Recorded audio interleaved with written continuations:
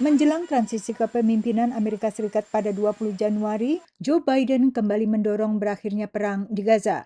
We're seeing some progress.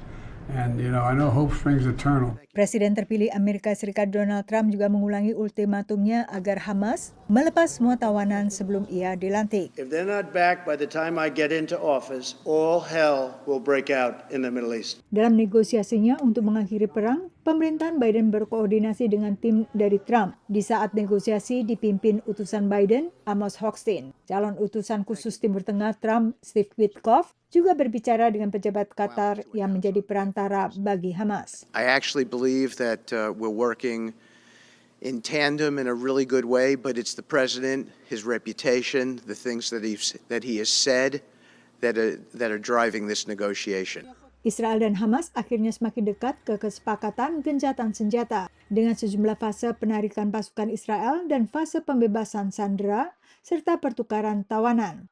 Perang Israel-Hamas telah berlangsung 15 bulan dan sejak awal perang, Rumah Sakit Indonesia di Gaza Utara sudah ikut terdampak.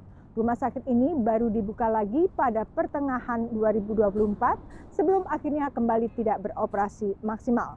Dengan meningkatnya intensitas serangan pasukan pertahanan Israel atau IDF beberapa bulan terakhir.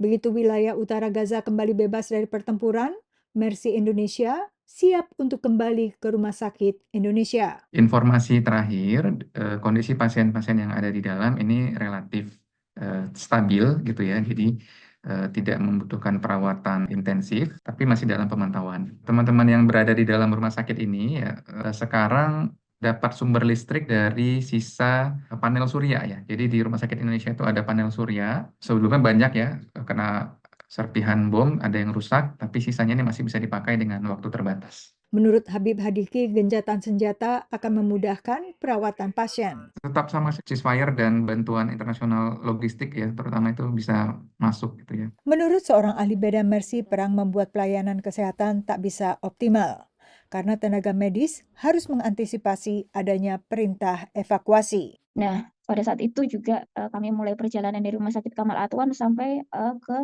depan Rumah Sakit Indonesia. Nah, pada saat itu kami bisa menghubungi liaison officer kami dari Mercy untuk memberitahukan dan mengkoordinasikan, membantu menghubungi WHO dan UN terkait kondisi kami, bahwa kami terjadi penyerangan darat dan kami diminta untuk evakuasi. Ketatnya pemeriksaan juga memperlambat gerak tenaga medis. Di holding point kita menunggu sekitar 2 jam. Sambil menunggu green light, akhirnya ketika kami diarahkan boleh melanjutkan perjalanan, kami sampai di checkpoint.